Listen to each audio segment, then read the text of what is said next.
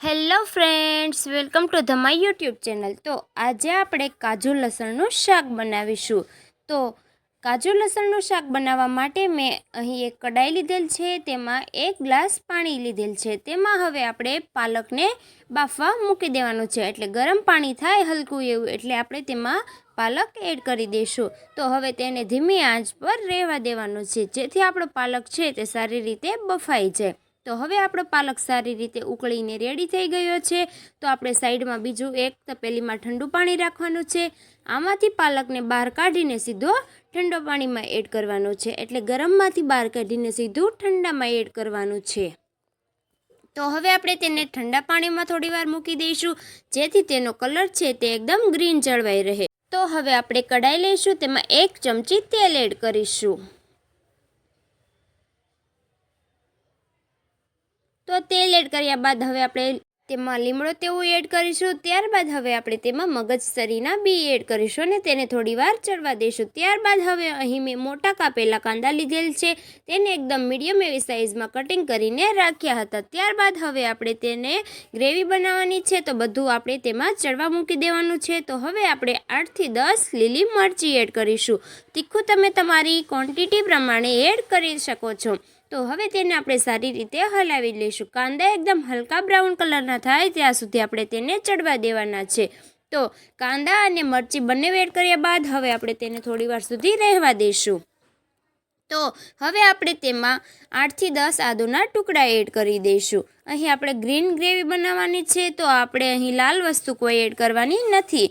તો આદુ એડ કર્યા બાદ હવે આપણે તેમાં જે પાલક બાફીને તૈયાર કરી હતી તે બધી જ પાલક એડ કરી દઈશું। તેને આપણે ઠંડા પાણીમાં રાખી હતી, તો તેથી તેનો કલર એકદમ ગ્રીન આવશે। તો હવે આપણે પાલકને પણ થોડી વાર સુધી ચડવા દેવાની છે। તો હવે આપણે તેમાં લીલા ધાણા એડ કરીશું।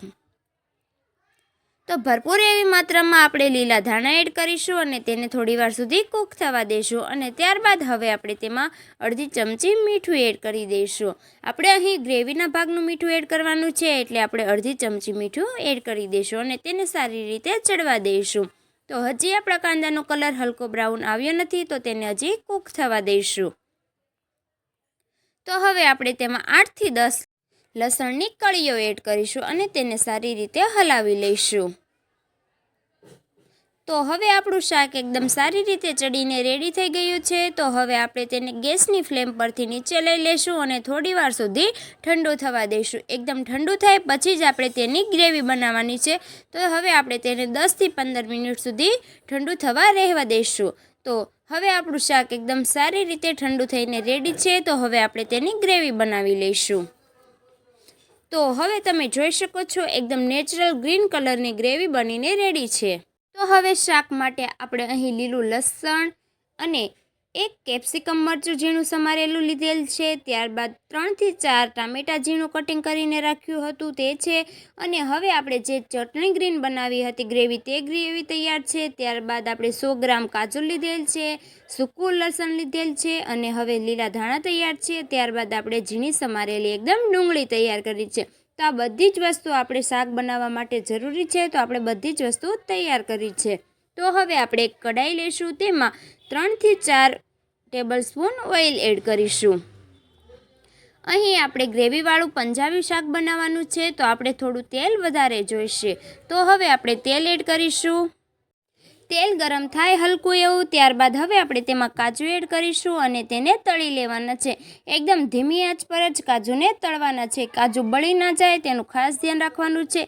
એકદમ નેચરલ એવો બ્રાઉન કલર આવે ત્યાં સુધી આપણે તેને રહેવા દેવાના છે। તો હવે આપણે કાજુને ધીમી ફ્લેમ પર હલાવ્યા કરીશું। તો હવે આપણા કાજુ એકદમ સારી રીતે તળાઈને રેડી થઈ ગયા છે। તો હવે આપણે તેને બહાર કાઢી લઈશું। તો આપણા કાજુ એકદમ નેચરલ એવા બ્રાઉન કલરના થઈ ગયા છે। તો હવે આપણા કાજુ એકદમ રેડી થઈ ગયા છે। તો હવે આપણે શાક બનાવવાનું છે। તો અહીં આપણું તેલ ગરમ જ છે। તો હવે આપણે તેમાં જીરું એડ કરી દઈશું। 1 ચમચી જીરું એડ કરી દઈશું। જીરું સારી રીતે ફૂટી જાય ત્યારબાદ 1 ચમચી હિંગ એડ કરીશું। ત્યારબાદ આપણે જે કાંદા કાપેલા હતા તે એડ કરી દઈશું।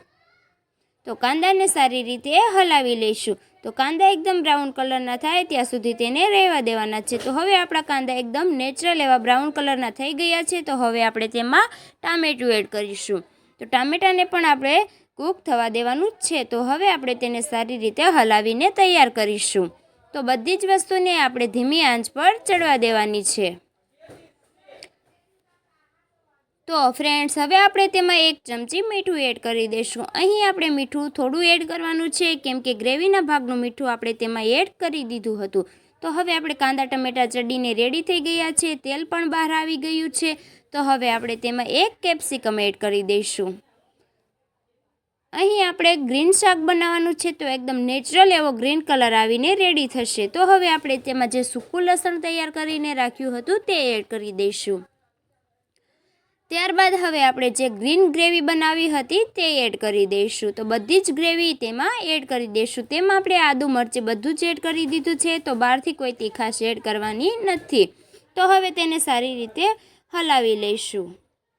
તો ફ્રેન્ડ્સ, તમે જોઈ શકો છો એકદમ નેચરલ એવો ગ્રીન કલર આવીને રેડી થઈ ગયો છે. બહારના કોઈ પણ જાતનો કલર એડ કર્યા વગર એકદમ નેચરલ એવો ગ્રીન કલર બનીને રેડી થઈ ગયો છે. તો હવે આપણે તેને ચડવા દઈશું. તો હવે આપણે તેમાં લીલું લસણ એડ કરીશું. તો શાકનો એવો નેચરલ ગ્રીન કલર બનીને રેડી છે. જોતાં જ ખાવાની ઈચ્છા થઈ જાય તેવો શાકનો કલર આવી ગયો છે. ત્યારબાદ હવે આપણે તેમાં 1 ચમચી ગરમ મસાલો એડ કરીશું અને 1 થી 1.5 ચમચી પંજાબી મસાલો એડ કરીશું. તો ફ્રેન્ડ્સ, વિડીયોને બિલકુલ સ્કીપ ના કરતા છેલ્લે સુધી જરૂર જોજો અને નીચે આપેલી ઘંટડી પર ક્લિક કરીને મારી ચેનલને સબસ્ક્રાઈબ કરો. તો હવે બધું જ તેલ ઉપર આવી ગયું છે. તો હવે આપણે તેમાં 2 ચમચી મલાઈ એડ કરી દઈશું. મલાઈ એડ કરવાથી શાક એકદમ સ્મૂથ બને છે. તો શાકનો કલર પણ એકદમ ગ્રીન જળવાઈ રહેશે. તેથી આપણે તેમાં થોડી મલાઈ એડ કરીશું. તો ત્યારબાદ હવે આપણે જે લીલું લસણ નાખ્યું હતું તે બાકીનું વધ્યું હતું તે બધું જ લીલું લસણ તેમાં એડ કરી દઈશું. તો અહીં કાજુ લસણિયા બનાવવાના છે, તો લસણ ભરપૂર માત્રામાં એડ કરવાનું છે. તો હવે આપણે તેને સારી રીતે હલાવી લઈશું. તો ફ્રેન્ડ્સ, ફટાફટથી જઈને નીચે આપેલી ઘંટડી પર ક્લિક કરીને મારી ચેનલને સબસ્ક્રાઈબ કરવાનું ભૂલતા નહીં. તો હવે આપણા જે બ્રાઉન કલરના તળેલા કાજુ રેડી હતા તે એડ કરી દઈશું અને તેને સારી રીતે મિક્સ કરી દઈશું. તો ફ્રેન્ડ્સ, એકદમ રેસ્ટોરન્ટ ટાઈપનું પંજાબી શાક એવું કાજુ લસણિયા બનીને રેડી છે. તો તમને આ રેસીપી કેવી લાગે તે જરૂરથી કોમેન્ટ બોક્સમાં જણાવજો અને મારી ચેનલ ખુશી કુકિંગને પ્લીઝ સબસ્ક્રાઈબ કરવાનું ભૂલતા નહીં. તો આ ટેસ્ટી અને હેલ્ધી એવું શાક તમે જરૂરથી ટ્રાય કરજો. એકદમ બધાને, નાના મોટા બધાને મજા આવે તેવું શાક બનીને રેડી થવાનું છે. તો હવે આપણું શાક ચડીને રેડી છે. તો હવે આપણે તેમાં મસાલા એડ કરીશું. તો તેમાં 1 ચમચી ધાણા જીરું પાવડર એડ કરી દઈશું. ત્યારબાદ હવે આપણે તેમાં 1 થી અડધી ચમચી ખાંડ એડ કરી દઈશું. ખાંડ ઓપ્શનલ છે, પણ ટેસ્ટ વધારે સારો આવે છે. તો ત્યારબાદ હવે આપણે તેમાં અડધું લીંબુ એડ કરી દઈશું.